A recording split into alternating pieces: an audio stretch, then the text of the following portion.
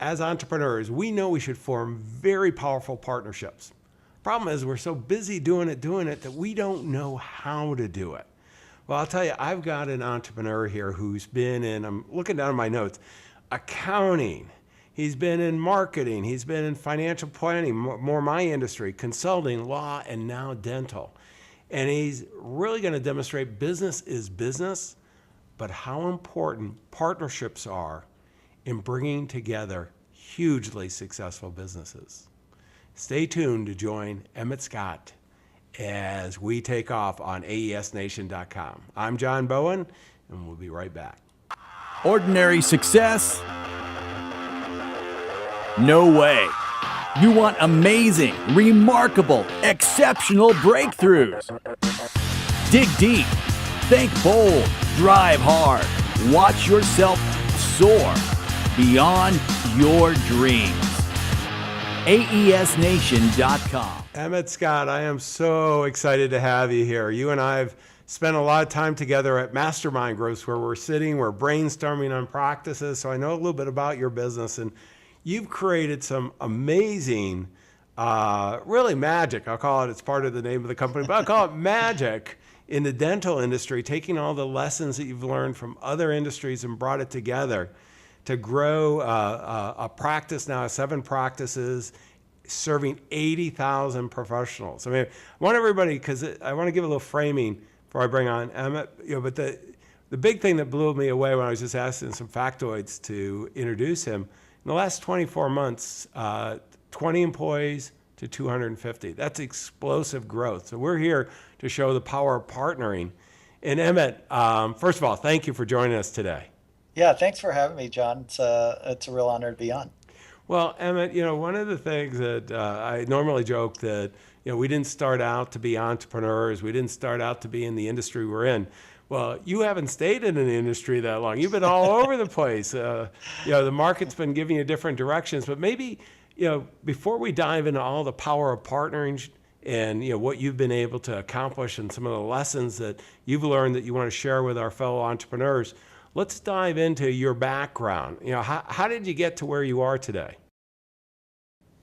Yeah, weirdly, I started off in, I actually got a scholarship to be in electrical engineering. And luckily, I took a break from college for 2 years to serve a mission. And I knew one thing when I came back, I was not doing electrical engineering. And so, I thought someday I'm going to be in some business. Accounting is supposed to be the language of business, so I'll do accounting. That was probably, frying pan to the fire as far as jumping into a very detailed field. And started down, that path of accounting, did one tax season preparing taxes, and that was enough. I'm going to stop you for a second. I did one tax season too. So you and I knew we had a lot in common, but there's something, the market does tell us things. And my partners told me, yeah, you shouldn't do tax returns. So where did you go from there?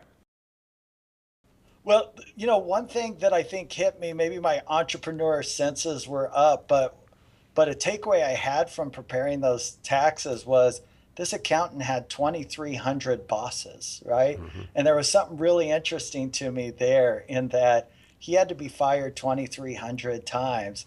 And I thought, you know what, that's a really cool idea. Now, he also had 2,300 people he needed to take care of. But I thought maybe I'd like something like that. And probably the point where it really, I had that decision point was after I graduated. I had 2 choices to make as far as careers. One was to go into financial planning, which was the risky commission-based choice. And the other one was the surefire one, which was to be hired by Arthur Andersen. And as you know, a couple of years later, that company was gone. And it was like the world kind of told me, hey, there's always risk. So you can either choose to be in control of it, or you can kind of hand it over to somebody else and hope it plays out well. Well, let me just stop there, because life intrudes for all of us. And, really, when you think you're taking the safe road, and I think that, most of us as entrepreneurs now have had enough of the kind of experience you had early on. I mean, you got it really early on. But big companies, are not. My wife grew up and worked at IBM for pretty much her whole professional career, and the promise was you do your job, you'll continue to work, and grow with us in the business, and she did, and it was a great experience. But those aren't around anymore, and this Yeah. is where the opportunity to build a business ourselves. So you've now had the crisis of the moment. Arthur Andersen, one of the big eight, is just gone. I mean, it's just gone. One of the safest companies, most respected up until that point. Where'd you go from there? So, luckily I had chose the financial planning route and um, started building up the business. And I thought to myself, I really should partner with an accountant, which you hear oftentimes in financial planning. But as I saw people trying to do it, it just seemed like they would go into an accounting firm, say, "Hey, we should partner. Send me some clients," and it just never worked. And so, having done that one semester as an intern, and having some experience speaking their language, I went in back to that accounting firm and said, "Hey, what if we built a financial planning practice?" He said, "Sure, that sounds great," which I knew meant he was going to do nothing. And I moved my family from Vegas to Houston, where this firm was, lived off of credit cards for about 6 months, lived in an apartment. We had just bought a house, which we redid, and then we moved from it. That should have been the track where I knew I was an entrepreneur as soon as I started doing stuff like that. And worked really hard to just study this guy's clients and saying, okay, what's the value offering that I can really bring? And in 2 years, we were doing as much revenue on the financial planning side as he was doing in his 20-year tax firm. And we really had hit on something, and the partnership was working. Now, let me stop you there because I do teach. I coach. My primary business, as you know, is coaching top financial advisors, and I am a big believer in partnering. I mean, that's why you and I are hanging out in mastermind groups. That's why we're doing these kind of things together and helping each other be more successful. And we want to share with our virtual mastermind. But there's something that was very subtle that you did that was different. That most people try to partner financial advisor with a accounting firm, and they do it by, hey, just give me some of your clients, I'll take good care of them. And when you're partnering with somebody, they can't tell the difference between you and other, let's use the example, financial advisors. They have no basis to know whether it's good or not. And it's not in their enlightened self-interest. By turning it around, where all of a sudden you were going to help them build a business, that they were going to create value with their clients, serve their clients well, and create value. By delivering value to the marketplace, we have more value. I mean, it takes off. And we see this over and over again in partnering. And I mean, that's a great classic example. So you did that, you started having success, you're in Houston. I know you're not in Houston anymore and you're in a different industry. So what happened? Yeah, so then my son had some health issues that the humidity was really bad. So we ended up selling that practice to the accounting firm, moved to Las Vegas, and I partnered with an estate planning firm, started from scratch again. This time I knew that I wanted to be more around the fee-based. I wanted more intimacy with my clients. So I was doing some self-discovery too about who I wanted to be. Used the same principles, studied what the estate planning clients really needed. And it just happened that I started working with a lot of entrepreneurs. I mean, fee-based planning is about complexity and solving for complexity. And I started making a transition too, is I was less about them putting money into their 401k and started saying, you know what's best for them? They need to build out their executive team. They need to grow this business. So I started consulting them down that path. And before I knew it, I kind of had a business consulting firm more than a financial planning firm. We ended up selling the financial planning firm, and I got something for that. But then those who bought it said, we don't know what to do with these clients you have. So they gave them all back to me. I started a formal business coaching firm called Entrepreneur Advisors. And then I'd had a goal back in Houston to someday have my own radio show. So I launched my radio show there in Vegas called The Entrepreneur Life. And thus became my eclectic move from being an accountant to, now having my own radio show. And that put me in a ton of different industries. I was in law firms and marketing firms and construction drywall companies, all trying to help them and partner with them and figuring out what their real issues were. Before we go on to the dental side, Emmet, I didn't know you had your radio show and all this stuff. We hadn't talked about this part. What were some of the commonalities that you were seeing that you could help your clients now that you're consulting across industry? We started in the introduction, I mentioned business is business, and you and I both have been in a number of businesses. We've had the opportunity to help an awful lot of entrepreneurs. From your perspective, what was one of the things, if there were one kind of big driver that you were able to help them with, what was it? Well, they almost universally successful entrepreneurs tend to be technicians in something special. So, they were the drywall guy who would just went after it, did more than everyone else, had some sales skills, and all of a sudden they had a company. If it was an attorney, same thing. They just, better sales skills, better empathy. So you saw that again and again. These were great people within their niche. But then when you started to get into things like understanding what a CFO would do for them, or a COO on the operational side, or HR, some of those, real business fundamental things, they hadn't had any schooling in that. They really had no passion in that. And so that was starting to become the roadblock that was keeping them, that ceiling of complexity that was keeping them from going from, let's say, $1 million to $3 million business to a 12 or $100 million business. And it was just that simple thing. How do I build out my executive team, make it less about a hub and spoke system, me as the entrepreneur in the middle, and more about a strategic team? And that was the little tweak that I would start sharing with them. And, typically what they'd say is, Emmet, it can't happen in my business. It's too unique. What we're doing is so customized, and the experience I bring to my clients, no one else can do. So, you're not going to be able to systemize and automate my business. And then we just start the download process, and they'd start seeing their brilliance down on paper. They'd start saying, oh, well, maybe this could be improved, and maybe this could be passed on. And then we'd get the ball rolling. I don't know if you ever read, one of my favorite books is The E-Myth. I was talking with Michael Gerber last week, and what you were talking about, he talks about the technicians that we're industry specialists that we come in and we're really good at what we're doing, but we never signed up to be entrepreneurs, and that jump. And you can build, $5-10 million business being a great technician, maybe up to 20 million in some industries. But to have the big breakthrough success, you got to have the right people on the bus to complement you. And that, I agree, that's one of the biggest missing elements.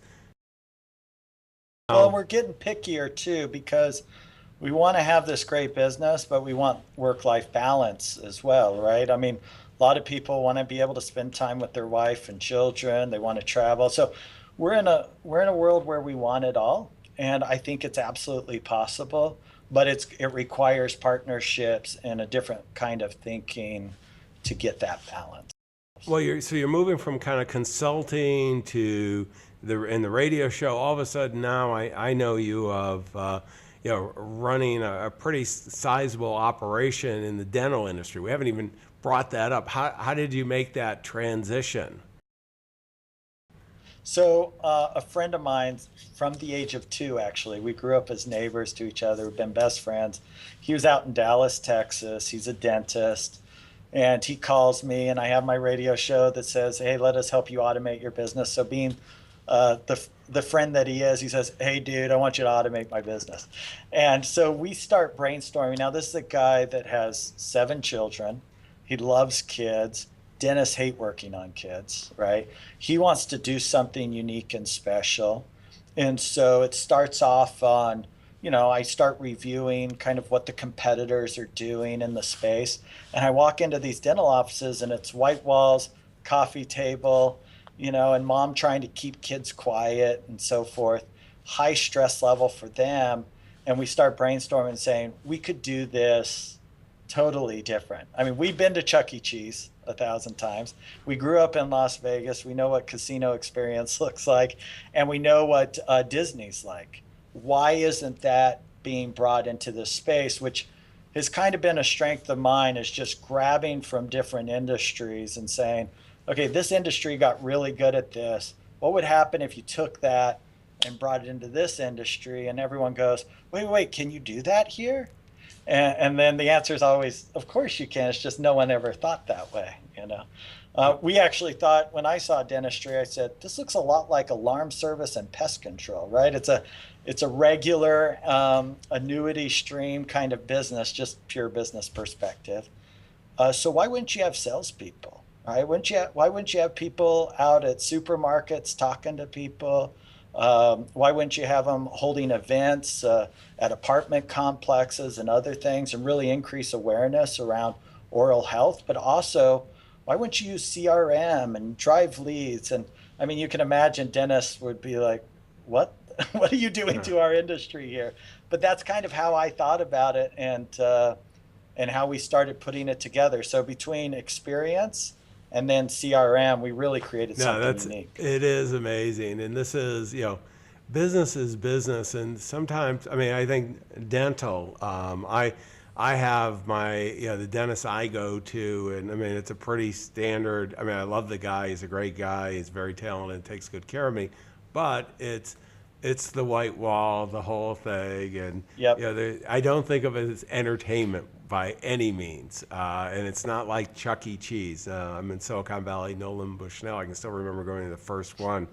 And I'm not sure, I don't have kids, so there's no reason to go to a Chuck E. Cheese without kids. You have to rent them if you don't have kids. I mean, but it's an experience that kids love. And, and this is where, one of the big things, Emmet, I think you're talking about is, boy, what an opportunity when we really think through, looking across other industries, what they're doing, and take some of our stuff that's really kind of a commoditized, I mean, the dental industry has been commoditized.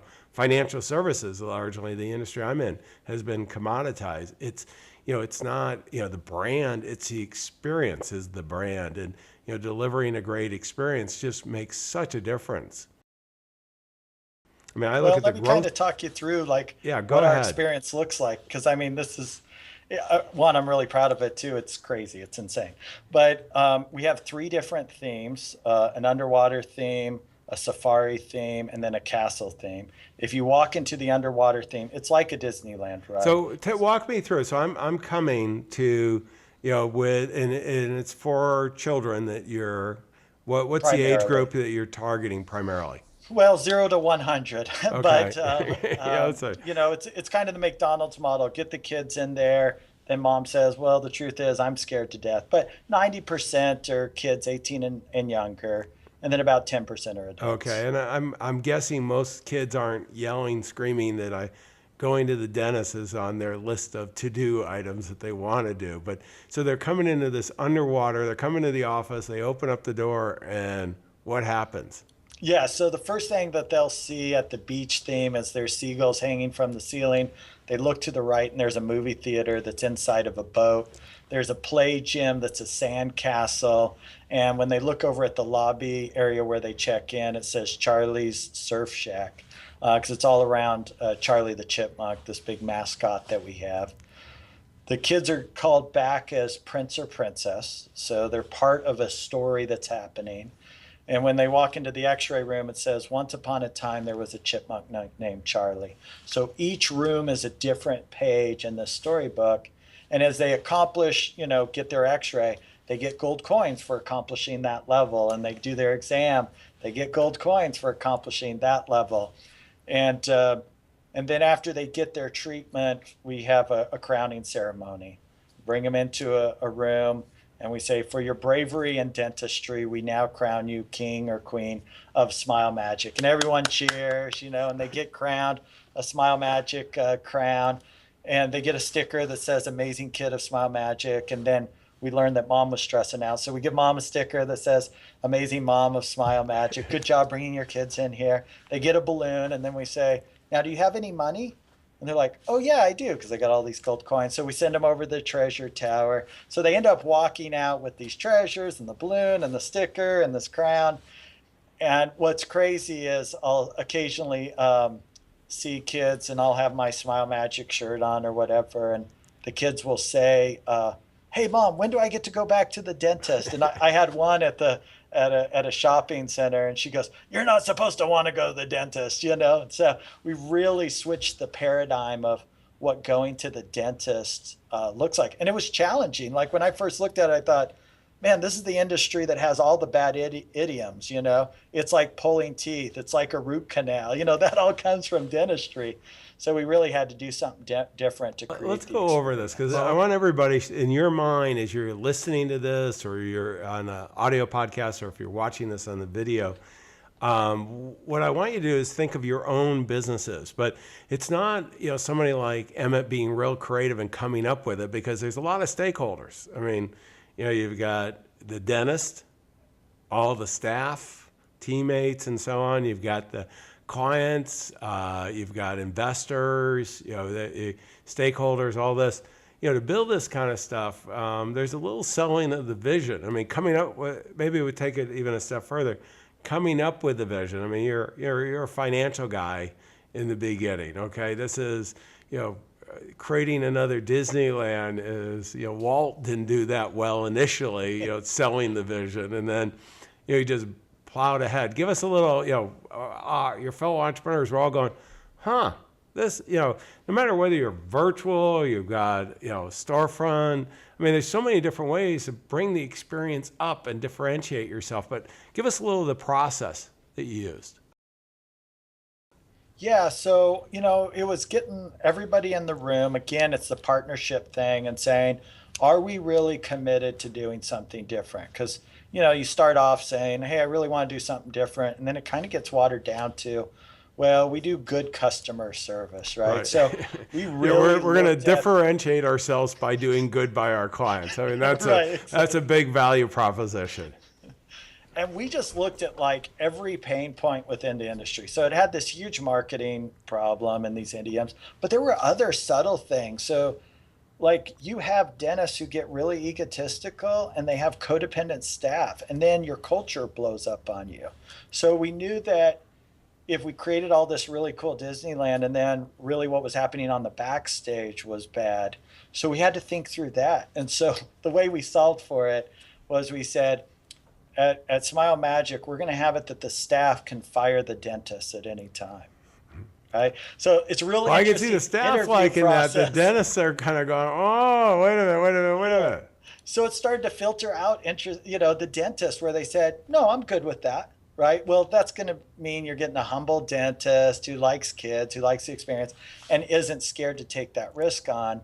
And so now you have this backstage process that supports the front stage. But, you know, early on, we just started brainstorming on that. And it's amazing when you kind of set your mind that you're really dedicated to do something like that. You definitely have blocks around along the way.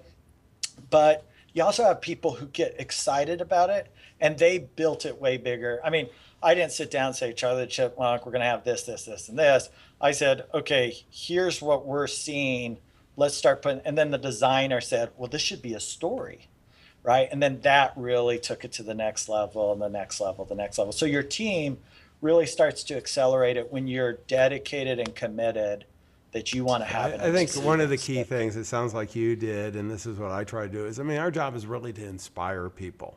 You know, it doesn't mean you have to have the finished vision, because no one has everything, can do all this, but you get your team around you, get them, you know, engaged, and that they want to make it special. And I love the, you know, the culture way that you did, you know, the team, the staff, you know, gets to decide whether, you know, thumbs up or thumbs down on the dentist. And, you know, that's pretty empowering, because, you know, letting the team build the organization, particularly going from 20 to 250 employees, I mean, you can't, you know, do it, you know, the senior team, I don't care how big the senior team is, can't do it all on their own to scale up like that.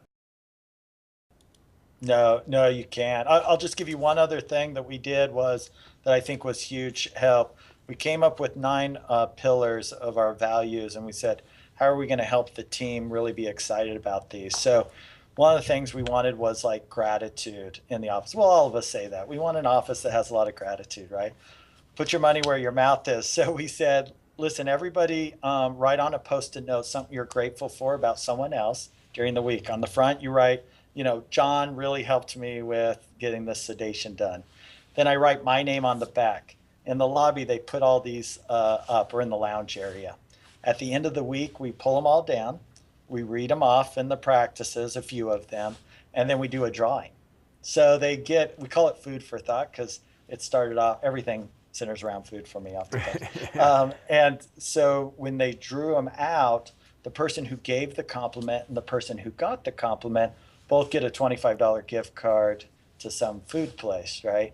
And that is something we started early on, and 4 years later, they do it, religiously every week, and it really creates the right culture. I mean, you're thinking about, gratitude all the time. So rituals are so important in every business because that's really where doing it once, making it a big prize, that doesn't do it. It's that kind of reinforcing it, but it's really, and what I love is you did both sides of the gratitude too, not just the one person. Yeah. And no, that's a great 2 ways to win. Yeah, 2 ways to win, and all week you're thinking about who should you really recognize and appreciate, and and it's having that positive part of business is so great. When you look at your business now, what are some of the gating things to growing it from where you are today? I mean, you've gone ahead and you've created this with the team, the vision. You've been executing against it. You've been able to bring in the team members, the right dentists, and so on. What's keeping you? What are those? What's the biggest challenge you have going forward? Yeah, I think what I'm most excited about, honestly, is we created all of this byproduct, right? I mean, we have a call center, a billing center. The industry software it still is just terrible. You can't run an AR report out of dental software because it's not meant to be as big as it is. Mm-hmm. So these are a couple of the things that we ended up creating. And when we looked out at the market, we said, you know what, dentists have basically two choices right now. They can either kind of grind it out on their own, or there is big corporate dental that they can sell to. And we said, well, what if we gave all of our backstage stuff to dentists? What if we said, hey, if you want what we have, we'll let you have it. And so I wrote a little ebook called The Two Minds of a Dentist, because you don't want to go out and say, dentist, you're really dumb, you need our help. It was better to say, listen, there's two parts you're managing here, and it's actually really complex, mm-hmm. right? One is all this clinical stuff, and the other is this business. And they take this little test, and it kind of helps them figure out where they're at. And then from there, how best to partner with us. So it kind of circles back around to that partnering concept, but now I want to do it on a much bigger scale and bring all this backstage stuff to the industry as a whole and let them start scaling. So if you have a dentist who maybe he's at that 3 practices and feeling the pain, or he has 1 and he really wants to be at 5, start giving that out to the industry, I think, is our next step. No, that's great. I mean, and this is one of the things that you and I've talked about many times is the market giving us feedback, and you can test these ideas. And once you've gone ahead and you've really you've got an experience that's working really well, and Emmet, you're a master at marketing, scaling it up now too, and getting to 80,000 patients. Well, it's not that a technician in any industry is dumb. They're actually extremely talented in their specialty, but all the business side, the getting it systematic, the experience, also getting that steady stream of clients coming to you. I mean, that's where the magic happens as an entrepreneur, and that's bringing it out. That's great. Let me go to the next segment I want to hit you up on. And this is, what would be your fellow entrepreneurs, what would be the book that you would recommend to them? Yeah, so not surprisingly by the title after everything I said, but The Experience Economy, which is an older book, but just really well done around, experiences can't be commoditized because they're just so unique. And so if you want to kind of go past all the different parts of business, if you want to get out of the commoditized world and be a place where your competitors, just are going to struggle to compete, is just go straight to experience. Because it's going to bring out your best thinking. It's going to bring out something to the market that's completely unique and very difficult to commoditize. And we can all think about some of our best places that have experiences. Of course, Disneyland's always used. But one of the values around experiences is you think about it before you go and you think about it after you go. And so people, talk about it later. They feel value from it later. So anyway, I think the book does a good job Yeah. of laying the case. It's one of my, I'm going to put it up again, Emmett. It's one of my favorite books, and Joseph Pine, I'm really impressed with his work. And this is not limited to, children dentists or Disneyland. I mean, we've all stayed, probably most of you have stayed at a high-end hotel, Four Seasons or Ritz-Carlton, that type of thing. You've gone to events that you look forward to because they make them really outstanding events. And you have hopefully some vendors, some partners you're working with that do this too. And it's just really amazing the difference when because almost everything in today's world can be commoditized. But if you start thinking about the experience, particularly over the first 90, 100 days, what it's going to be like and mapping that out, so valuable. Let's go to the next one. And this is the application of the day. Emmet, what are you thinking on your smartphone, the application you'd recommend to your fellow entrepreneurs? Yeah, I'm going to stay with the experience concept. And I love Uber. I think that the way they thought through a very simple concept is, truly taking the world by storm. And it's a good example. It's not just a great app to use, which I love using it, but I think it sets an example of, how can we simplify our business, provide more transparency, like the ability to see where the car is and coming to you. I mean, people want that real-time information, they want that relationship. And of course, software programs like Salesforce, Entreport, Infusionsoft, all of these are doing things to help automate the experience, to, create better transparency, more information. So I think there's things we can learn from Uber and then try to figure out, so how do we do better transparency, easier use within our own business? That's great. And let me go to the last segment here. And this is resources. And I want to bring up your websites and just real quickly kind of have you comment. The very first one is communitydentalpartners.com. This is kind of your parent, the main company here. Tell me what it is there. Yeah, so dentists can go there. They can download the ebook, take the test.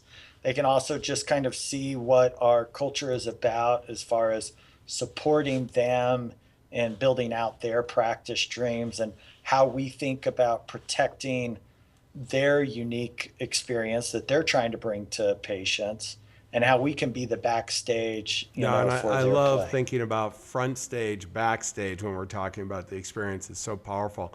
I'm going to go to your next website I have for mysmilemagic.com. I mean, I smile even as I say that. What do we have here? Yeah, so if you want to see the practice, you can click on the media link. I think there's connections to some of the pictures, and maybe it can be just inspiring on different ways that you can think outside the box, even when it's a dental practice. But I also want to point out, I found when I was getting prepared for our call, you also have a YouTube channel, and you've got some videos there of the grand tour, and so they can get a look at, you were painting the picture, but they can go ahead and actually look at it, type thing. Yeah, absolutely. And again, hopefully that just provides some inspiration on kind of thinking through their customer experience, and are there little things that they could put together, that would make it kind of a step up. Because if you look at individually, it's pretty simple ideas, but when you pull them all together, create something pretty amazing. So, Okay, let me share with you what I got out of this. And the key takeaways, I'm looking at my notes, and I'll tell you one thing. I keep on getting reminded over and over again, the business is business, but we should look outside our industry to actually see how it's being done, because so often we think we have this unique business that nobody else has, and so on. There's so many lessons to learn. I mean, that's why we have AESnation.com, is to do that. And Emmett, you've done a phenomenal job. Second is that we really want to understand partners. And you gave the example of the accounting side, and you've done, with dentistry, you want to be a great technician, you want to serve your clients well. One of the biggest challenges is marketing. You didn't sign up, I don't know in dental school whether they do much teaching of that. My guess is not much at all, the entrepreneurship of being a dentist. And so to find the right partners who that aligns with, that they can have this great practice, have fun doing it, have a great, enrolled team around them to serve their clients well, and you take care of the backstage part. I mean, that's big. And then I really love, I love Uber. I mean, I'm getting back to liking traveling just so I can hit the Uber button type thing. But, I love experiences. I love great experiences. Most people do. And the Experience Economy, read that. I mean, it's a great book to get you thinking. Look around you and boy, incorporate it into your practice. I mean, Emmet, I want to thank you again. You really brought, it's easy to go, geez, a dental practice, that's not very exciting. Well, you've made it very exciting, very successful. You're making a difference. And not only, with the 80,000 patients you have the privilege of serving, but now even expanding and making it available to other dentists so that they can have their backstage as well really sing. So a job well done. Thank you. Thank you very much. And thanks again for having me on the show. It's great to share and be a part of AES Nation. Well, I appreciate it. And for everyone that's watching or listening to us, none of this is valuable unless you go out and execute. Remember, you can go to AESnation.com and we'll have all the show notes, the transcriptions, and whatever podcast gets the most downloads that week, we're going to feature in a column that we're just getting at the Huffington Post in the business section. So, I mean, there's a lot of good things. But the key is execution. We want you to take these key takeaways and incorporate it in your practice. Your clients, your future clients, all those future partners, they're counting on you. Don't let them down. Wish you the best of success.